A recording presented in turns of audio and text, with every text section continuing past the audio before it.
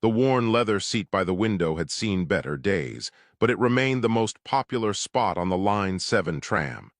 Regular passengers knew this, which made the current situation even stranger. Nobody sat there anymore. They left it open. Not because the transit authority had reserved it, but because everyone agreed it belonged to Pip. Pip was a dragon, a very small dragon, about the size of a coffee mug with copper scales that caught the morning light like pennies in a fountain. Every weekday at exactly 8:15 a.m., the little creature would hop aboard at Riverside Station, place a tiny cloth pouch on the fare scanner, and settle into that window seat for the ride downtown. Daniel Reed had been riding this tram for 3 years. He noticed patterns. The businessman who always forgot his umbrella on rainy days. The student who studied medical textbooks with yellow highlighter marks on every page. The elderly woman who knitted scarves for the homeless shelter. But Pip was different. Pip was impossible to ignore, yet somehow everyone had been ignoring the obvious question. Where were the owners? Daniel watched as the hatchling adjusted its position, pressing one small clawed foot against the glass to peer outside. The dragon's eyes were bright gold, tracking the streets with clear intelligence. When a cyclist swerved too close to the curb, Pip's head tilted in what looked like concern.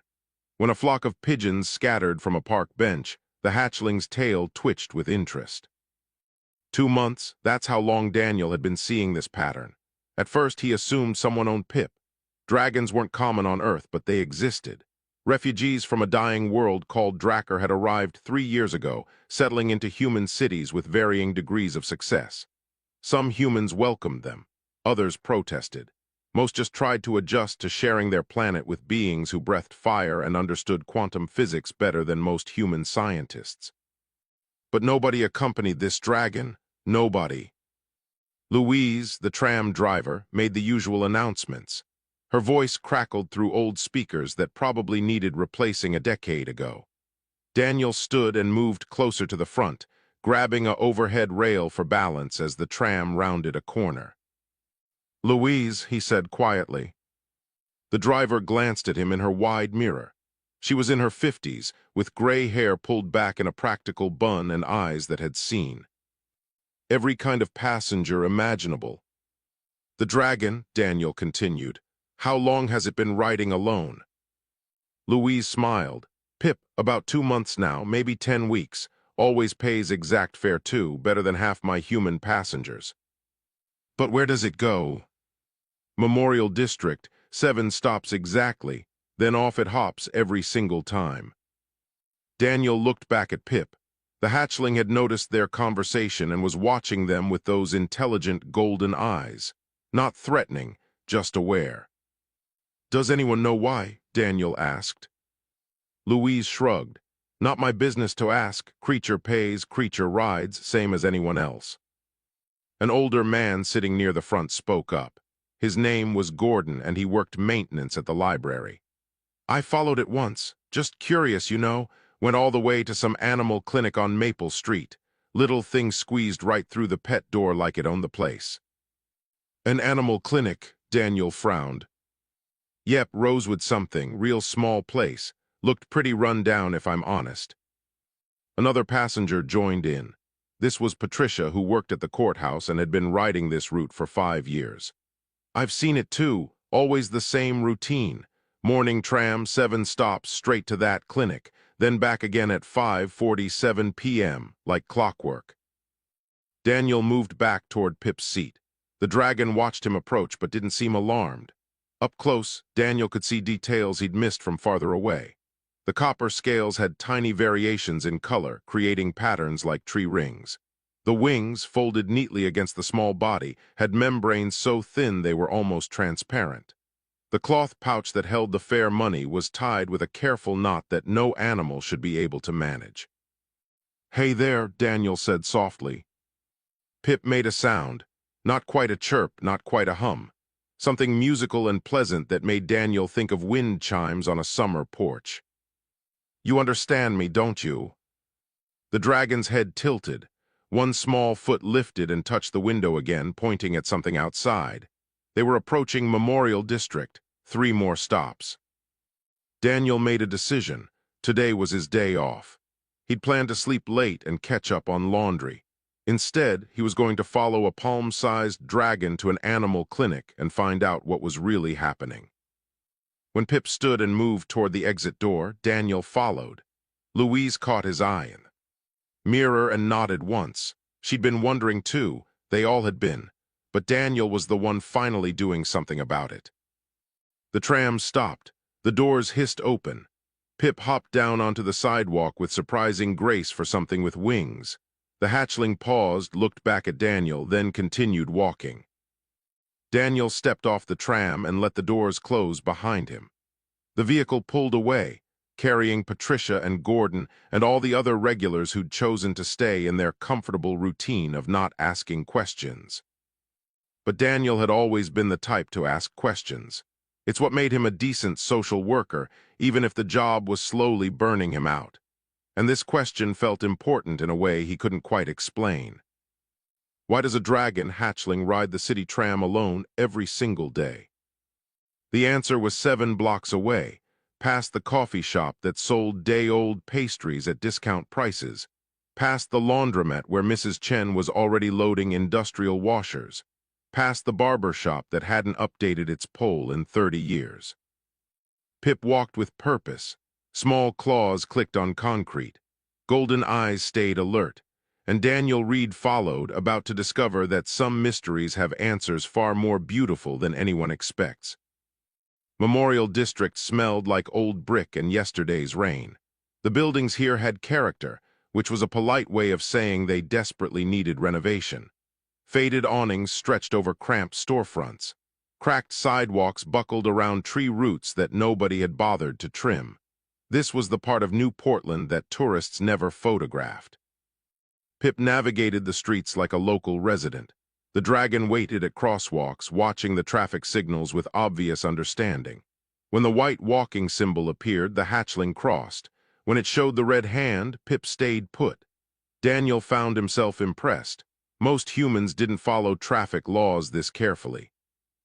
They passed a bodega where the owner was stacking crates of produce outside. The man spotted Pip and waved. "Morning, little one." Pip chirped back, that same wind chime sound Daniel had heard earlier. "You know that dragon?" Daniel asked, stopping. The bodega owner nodded. His name tag read Carlos. "Sure, Pip comes by almost every day, sometimes stops for a drink from the water bowl I leave out. Polite little thing, never causes trouble." "Do you know where it's going?" Carlos pointed down the street. "Rosewood Animal Care, Dr. Oak's place. Been there 40 years, that clinic. Good man, the doctor, real good man." Daniel thanked him and continued following. 3 blocks later, he found it. The sign hung crooked above a narrow doorway, Rosewood Animal Care. The paint was fading. One window had a crack sealed with clear tape. The door itself looked solid, but the frame around it had started to rot. This was not a thriving business. Pip approached a small pet door installed at the bottom of the main entrance. The hatchling pushed through with practiced ease and disappeared inside. Daniel hesitated for just a moment, then opened the human-sized door and followed. The interior matched the exterior, worn linoleum floors, walls that probably used to be white but had faded to cream, a waiting area with mismatched chairs and outdated magazines. But it was clean, spotlessly clean. Someone took care of this place, even if they couldn't afford to update it. Behind the reception desk sat an elderly man with white hair and gentle eyes magnified by thick glasses. He looked up when Daniel entered, then smiled when he noticed Pip settling onto a heated pad near the desk. "Good morning, Pip," the old man said warmly. Then to Daniel, "Can I help you?" Daniel felt suddenly awkward. Yes, maybe, I'm Daniel Reed. I work in social services. I've been seeing this dragon on the tram and I was curious." The old man stood slowly, joints clearly protesting. He extended a weathered hand. "Dr. Henry Oakes, and yes, Pip rides the tram alone. I was worried about it at first, but the little one is remarkably capable." They shook hands. Daniel noticed the doctor's grip was still firm despite his age. "I don't understand," Daniel said. Why is a dragon hatchling coming to your clinic every day? Dr. Oaks moved around the desk, gesturing for Daniel to follow. That makes two of us. Pip just showed up one day about 2 months ago, came right through that pet door like we'd been expecting each other. I tried to shoo it away at first, thought maybe it was lost, but it kept coming back. They walked into the examination room. The space was small but well organized. Medical instruments lined the walls. An examination table dominated the center. Everything looked old but functional. Then I noticed something, Dr. Oaks continued. Pip wasn't here to be cared for, the little one was here. To help. As if on cue, the bell above the front door chimed. Dr. Oaks excused himself and returned to the reception area. Daniel heard a woman's voice, stressed and worried. Dr. Oaks, thank goodness you're open. It's Pepper. She won't stop shaking. Daniel peered around the corner. The woman held a small dog carrier. Inside, a chihuahua trembled violently, eyes wide with fear. The woman looked close to tears herself. Bring her back to the exam room, Dr. Oaks said calmly. That's when Daniel witnessed something remarkable. Pip immediately moved from the heated pad to the exam room, positioning itself near the examination table. When Dr. Oaks lifted the terrified chihuahua out of the carrier, the little dog started barking frantically. Pip made that wind chime sound again, soft, musical, almost hypnotic. The chihuahua stopped barking, its trembling eased, the dog's attention fixed entirely on the copper dragon. That's it, Pepper, Dr. Oaks murmured. You're safe here. While the doctor examined the dog, checking temperature and listening to heartbeat, Pip stayed exactly where Pepper could see it. The hatchling maintained eye contact with the chihuahua, continuing that soothing sound. The dog remained calm throughout the entire examination. She ate something she shouldn't have, Dr. Oaks finally determined. Nothing toxic, but it's upset her stomach badly. I'll give her something to help and she should feel better by tomorrow. He administered medication while Pip kept Pepper distracted. The whole process took maybe 10 minutes. Without the dragon's presence, Daniel suspected it would have taken much longer and been far more stressful for everyone involved. After the woman left with her calmer dog, Dr. Oaks returned to Daniel. You see, the old man said, Pip helps. I don't know how it knows what to do, but it does. Animals trust it. They calm down when Pip is near. Daniel watched the hatchling return to its heated pad, curling up contentedly. Where does it come from? Who owns it? I don't know, Dr. Oaks admitted. I've tried following after work, but my knees aren't what they used to be. Pip leaves every evening at 5:30, goes back to the tram stop and rides away. I assume it has a home somewhere, a family. The old man moved to a small coffee maker in the corner and poured himself a cup. His hands shook slightly. Daniel noticed other signs too, the exhaustion in the doctor's eyes, the way he winced when he bent to reach supplies, the dust on the reception desk that suggested no one had cleaned it in days. Are you running this clinic alone? Daniel asked. Dr. Oaks sighed. My assistant quit 3 months ago. I couldn't afford to keep paying her. Business has been slow. Most people go to the new fancy clinic on the north side now. They have all the modern equipment. I just have experience and stubbornness. And Pip's, Daniel added. The old man smiled. Yes, and Pip, the little one's been a blessing, makes the days less lonely, makes the work possible, honestly. I don't know what I'd do without that dragon's help. Daniel looked at Pip, seeing the hatchling with new eyes. This wasn't just a curious mystery about public transportation. This was something deeper, something that mattered. Daniel spent the entire day at Rosewood Animal Care.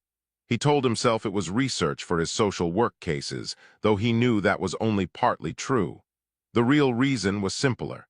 He wanted to understand what Pip was doing here. The morning brought a steady stream of patients. A cat with an ear infection, a rabbit that had stopped eating, an elderly beagle with arthritis. Each time, Daniel watched Pip work. The hatchling had developed a system.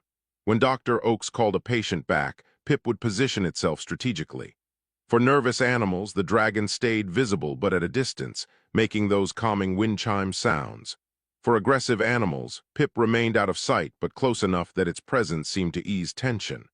For animals in pain, the hatchling would curl up nearby, radiating warmth from its small body. But Pip did more than provide emotional support. The dragon had learned the clinic's routines.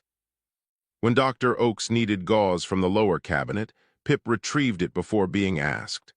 When an instrument rolled toward the floor, the hatchling caught it with surprising speed. When the phone rang and the doctor's hands were full, Pip would hop up to the desk and tap a button with its snout, activating the speaker function. How long did it take Pip to learn all this? Daniel asked during a brief quiet moment. Dr. Oaks refilled a water bowl, which Pip promptly used. Maybe a week. The little one watches everything, remembers everything. Dragons are supposed to be highly intelligent, but seeing it in person is something else entirely. A young woman arrived. With a cardboard box, inside 6 kittens mewed desperately. I found them behind the grocery store, she explained. No mother anywhere, I don't know what to do. Dr. Oaks examined each kitten carefully.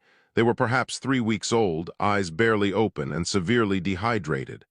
They need formula every 2 hours, he said quietly. Round-the-clock care for at least a week. Can you take them? The young woman asked hopefully. The old doctor hesitated. Daniel saw the conflict on his face. Taking in 6 orphaned kittens meant endless work, and Dr. Oaks was already stretched impossibly thin. But refusing meant the kittens would likely die. I'll take them, Dr. Oaks finally said. After the woman left, Pip immediately moved to the box of kittens. The hatchling climbed inside carefully, settling among the tiny creatures. Within moments, the desperate mewing quieted. The kittens crawled toward Pip's warmth, piling against the dragon's copper scales. Well, Dr. Oaks said, surprised. That solves one problem, they need to stay warm. Throughout the afternoon, Pip remained with the kittens except when needed for other patients. The hatchling took its job seriously, adjusting position when one kitten squirmed too far away, making soft sounds when they cried, maintaining a steady temperature that kept them comfortable. Daniel helped where he could. He answered the phone. He swept floors.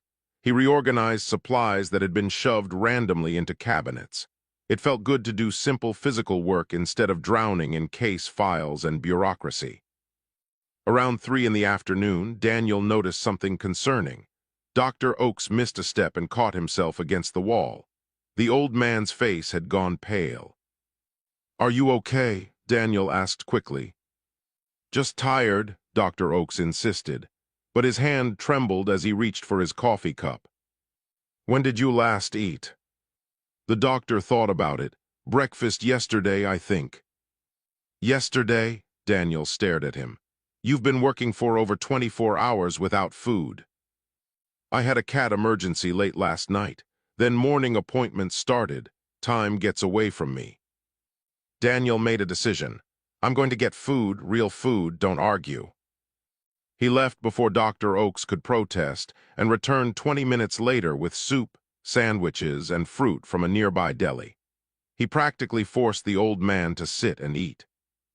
While they ate, Dr. Oaks talked about his late wife, who had helped run the clinic for 30 years, about watching the neighborhood change, new clinics opening with fancy equipment and corporate backing, about the families who still came to him because they trusted him, even though he couldn't offer the latest technology. I thought about closing, Dr. Oaks admitted quietly. About 6 weeks ago, I was exhausted, broke, couldn't see the point of continuing, then Pip showed up. He looked at the dragon, still curled protectively around the box of kittens. That little one gave me a reason to keep going, something to look forward to each morning. And the help, well, it made everything possible again. I don't understand why Pip chose me, but I'm grateful. Daniel felt something heavy settle in his chest. This was exactly the kind of situation he dealt with in his social work, just from an unexpected angle. An elderly person struggling alone. A valuable community resource failing due to lack of support. a need being met in the most unlikely way by a palm-sized dragon that rode public transportation. The afternoon appointments continued. Pip moved between helping Dr. Oaks and caring for the kittens with perfect timing. The hatchling seemed to have an internal clock, knowing exactly when each task needed attention. At 5:30 p.m., Pip gently extracted itself from the kitten box. The little creatures protested with tiny mews, but Pip had placed them in a tight pile that would retain warmth. The dragon moved to Dr. Oaks and made a soft, questioning sound. "Yes, I know," the old man said. "Time for you to go home. Thank you for today, Pip. Same time tomorrow." The hatchling chirped once, then headed for the pet door. Daniel stood quickly. "Dr. Oaks, I'd like to follow Pip home, find out where it lives. Would that be okay?" "I've been wondering that for 2 months," the doctor admitted. "Please, yes, tell me tomorrow what you find out." Daniel grabbed his jacket and followed the copper dragon out into the early evening air. This time, he was determined to get answers. Not just about where Pip lived, but about why this remarkable creature had chosen to help a struggling veterinarian in a forgotten corner of the city. The tram stop was 3 blocks away. Pip walked with purpose, and Daniel stayed close behind, ready to discover what no one else had managed to learn. Where does a helpful dragon go at the end of each day? The evening tram was less crowded than the morning route.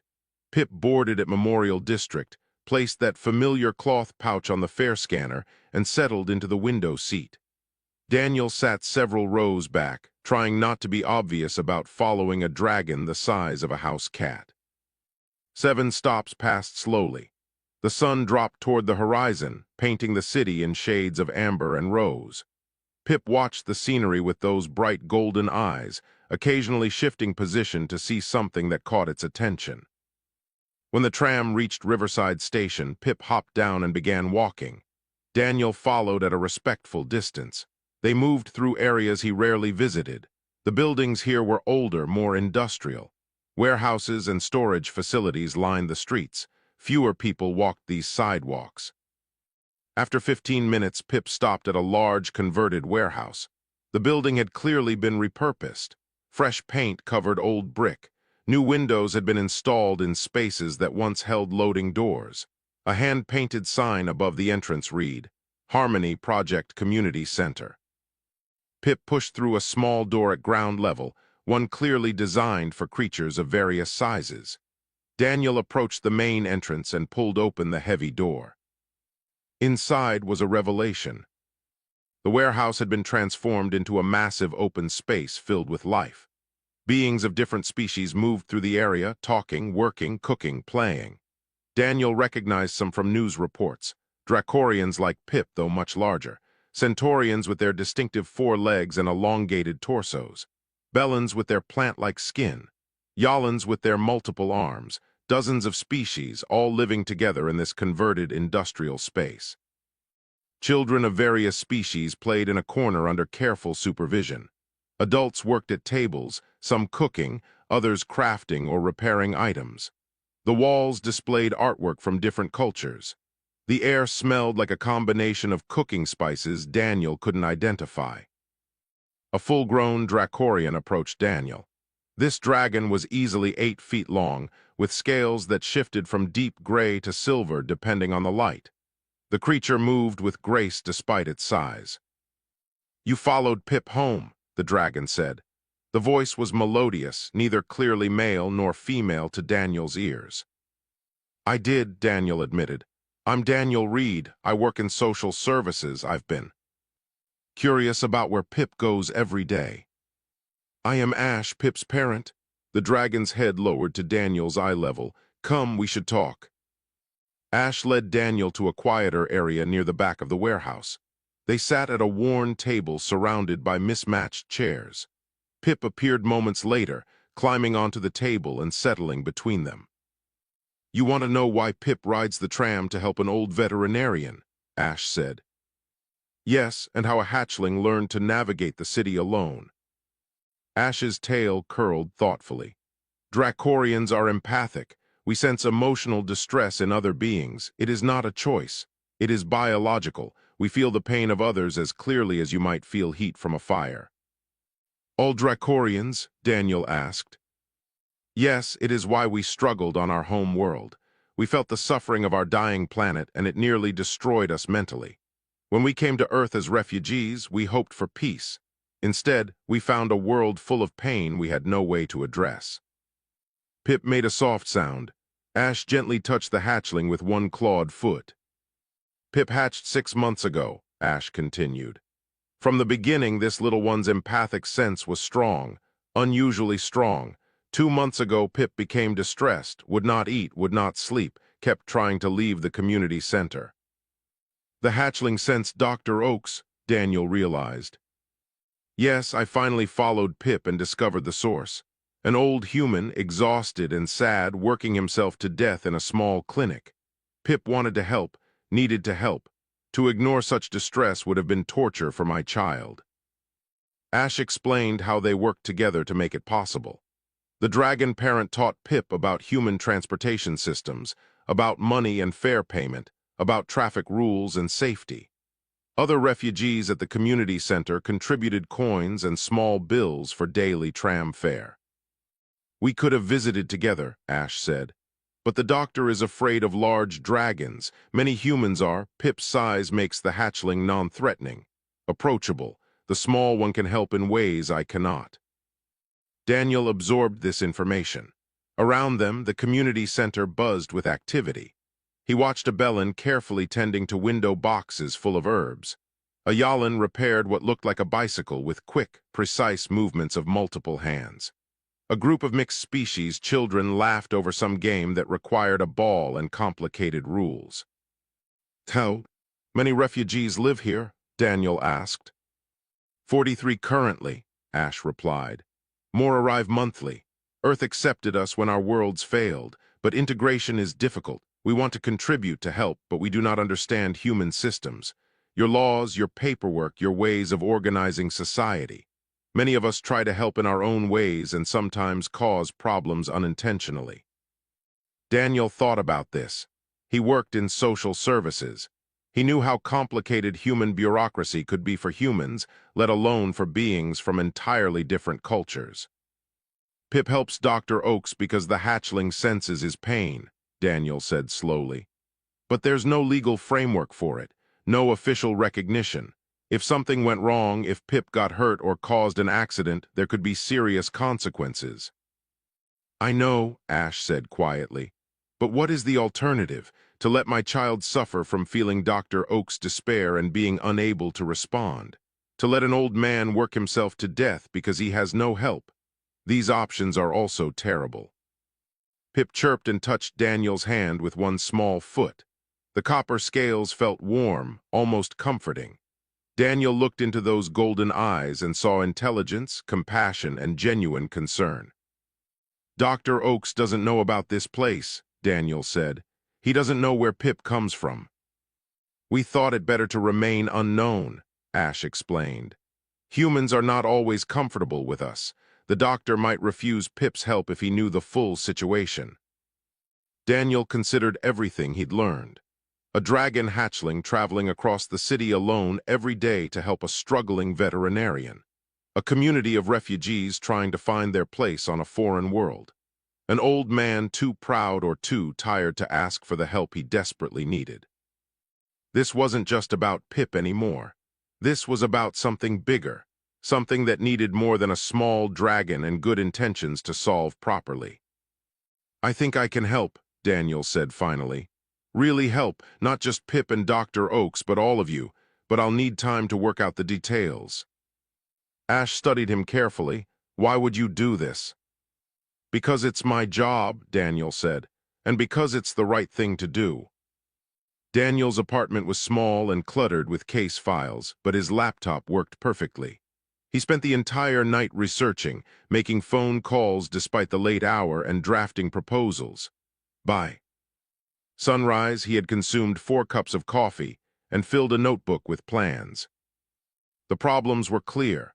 Pip was operating in a legal gray area. Dr. Oaks needed financial support his failing clinic couldn't generate. The Harmony Project refugees wanted to contribute to their community but lacked the knowledge to do so within human systems. Three separate issues that Daniel realized had one interconnected solution. His first call at 8 a.m. went to Beverly Park, a former colleague who now worked with a nonprofit focused on veterinary care in underserved communities. "Beverly, I need your help with something unusual," Daniel began. 2 hours later, Beverly sat in Daniel's apartment, reviewing documents and shaking her head in amazement. "A dragon hatchling has been volunteering at a clinic for 2 months, and nobody reported this." "The neighborhood loves Pip," Daniel explained. "They saw a small creature helping an old man who needed it. Why would they report that?" "Because it's legally complicated," Beverly said, but she was smiling. "However, it's also exactly the kind of story that could bring attention to Dr. Oak's clinic, and attention means funding opportunities." She pulled out her own laptop and started typing. "There's a grant program specifically for rural and economically disadvantaged veterinary practices. Dr. Oakes would qualify easily. If he applies within the next month, he could receive up to $50,000 for equipment, repairs, and operational costs." "That solves the clinic's financial problem," Daniel said. "But what about Pip?" Beverly thought for a moment. "Service animal certification. We'd need to create a new category for non-traditional species, but the framework exists. If Pip can pass basic behavioral testing and Dr. Oakes formally requests the hatchling as an assistance animal, we could make it legal." "Would that work for a dragon?" "Why not? We certify miniature horses as service animals. We certify capuchin monkeys. The law cares about function, not species. If Pip performs a legitimate service, helps patients remain calm, and operates safely in public spaces, then yes, it could work." Daniel made more calls. He contacted the city's animal control department. He reached out to the transit authority about creating identification cards for non-human passengers. He spoke with a lawyer who specialized in disability rights and service animal law. Each conversation took time and required careful explanation. Many people were skeptical. Some laughed. But slowly, piece by piece, Daniel built a structure that could support what Pip was already doing. 3 days later, he visited the Harmony Project again. Ash listened carefully as Daniel outlined his plan. Other refugees gathered around, curious about the conversation. Daniel noticed a Centaurian who kept adjusting its translation device to better understand. "The key is legitimacy," Daniel explained. "Right now, Pip helps Dr. Oakes through goodwill and luck, but that's fragile. One complaint, one accident, one bureaucrat having a bad day, and everything collapses. We need official recognition." "How?" Ash asked. "We create a pilot program, the Interspecies Community Bridge. It would connect refugees who want to help with human communities that need assistance. But we do it properly, with training, legal protection, and coordination." Ayalin spoke up. Her voice came through a translation device that made her words sound mechanical. "We try to help already, but we make mistakes. We do not understand human customs." "Exactly," Daniel said. "That's why we need structure, training programs that teach Earth customs and laws, coordination with human organizations that know what help is actually needed, legal frameworks that protect both refugees and the humans they assist." He spread out documents on a table. "Here's what I've put together so far. Dr. Oak's clinic can receive grant funding if he applies properly. I'll help him with the paperwork. Pip can become a certified therapy animal with official identification. The Tram Authority has agreed to issue service animal passes for non-humans who complete basic safety training." Ash's eyes widened. Pip would be legal.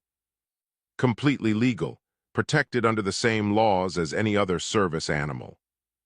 Abelin approached the table. His plant-like skin shifted colors as he communicated through a translation collar. "I grow food in my community gardens, but sometimes humans tell me to stop. They say I need permits." "We can get you permits," Daniel said. "We can connect you with community garden organizations that need experienced growers. make your work official.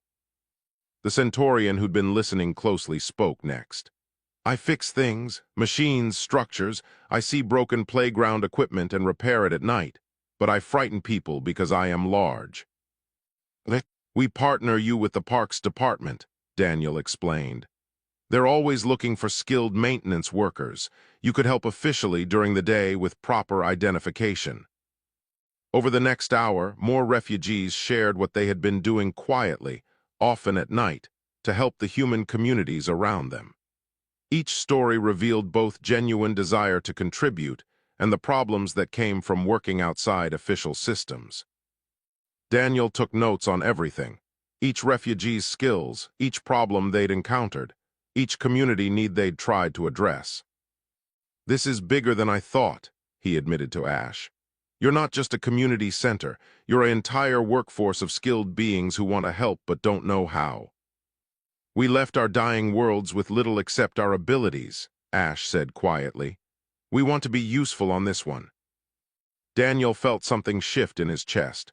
For 3 years, he'd been burning out on social work, drowning in bureaucracy and hopelessness.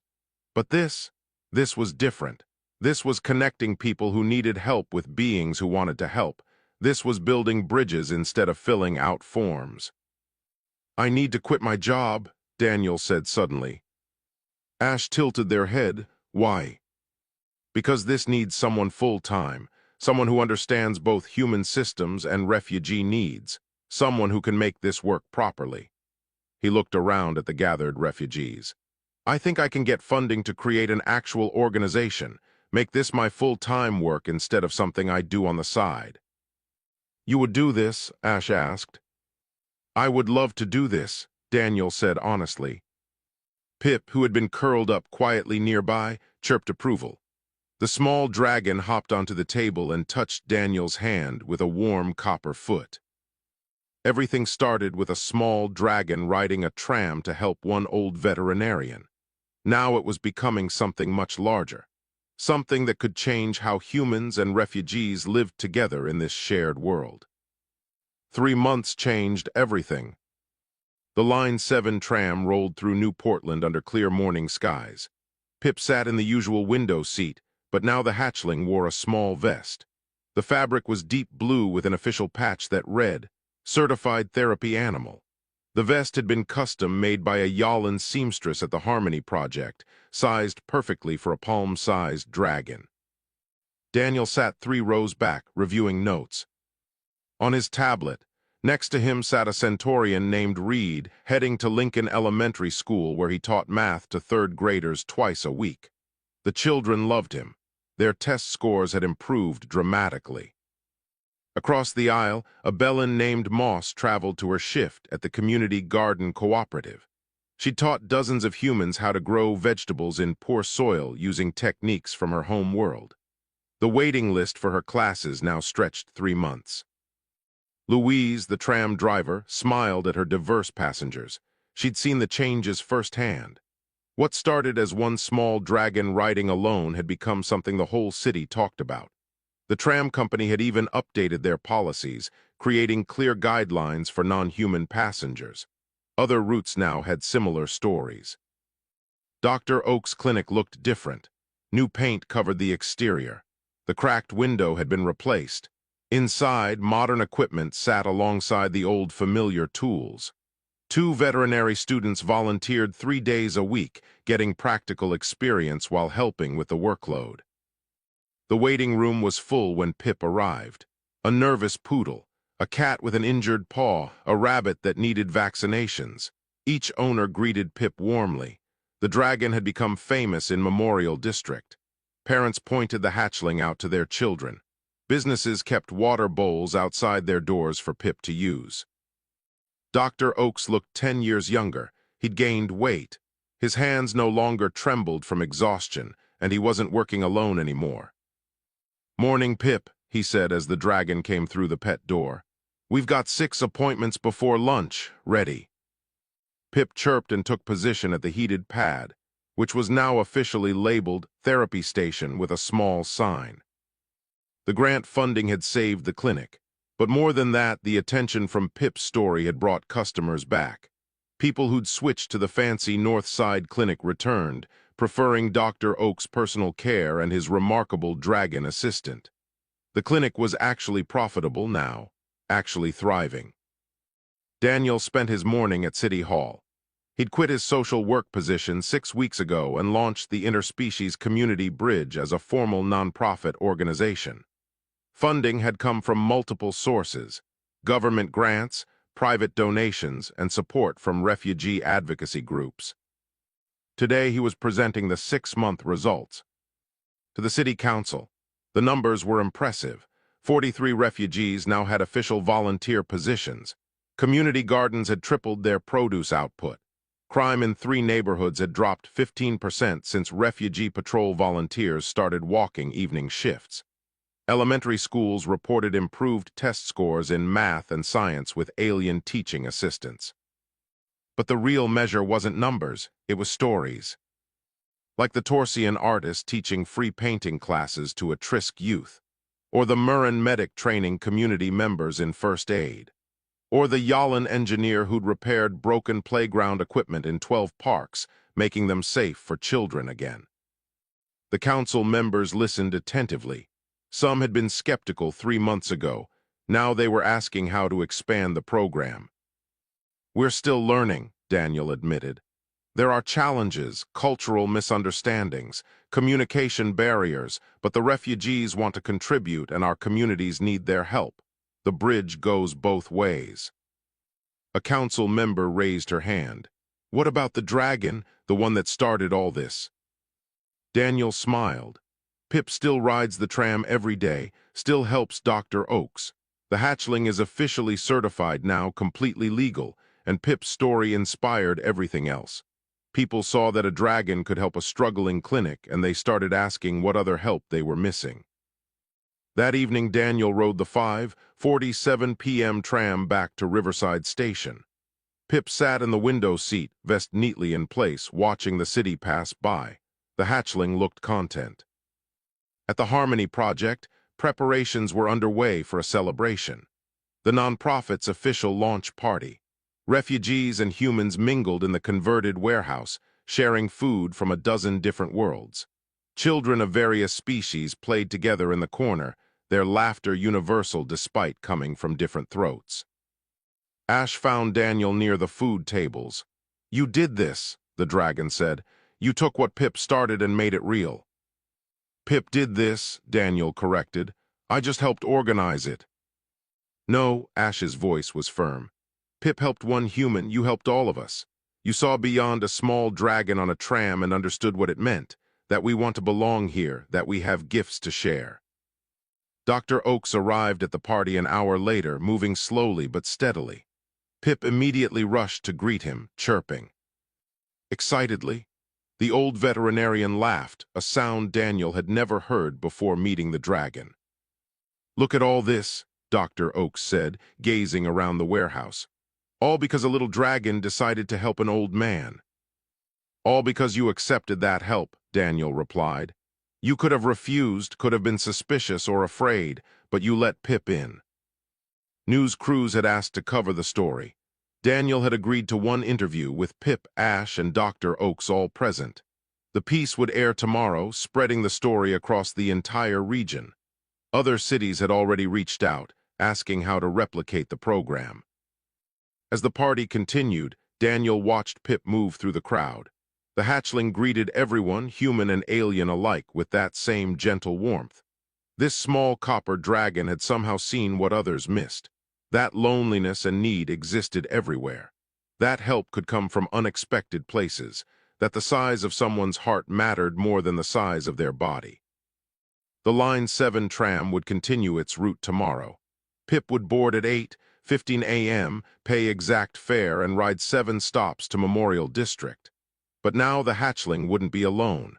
Now there would be others traveling to help, to contribute, to build bridges between worlds. All because one small dragon decided that an old man's sadness mattered enough to do something about it. Sometimes the most important journeys start with a single tram ride. Sometimes the biggest changes begin with the smallest acts of kindness. And sometimes What looks like a mystery is actually just love finding a way to travel across a city 7 stops at a time, every single day. Pip curled up near the party's edge, copper scales gleaming under warm lights, content in knowing that helping wasn't just allowed now. It was celebrated. It was official. It was exactly what this shared world needed.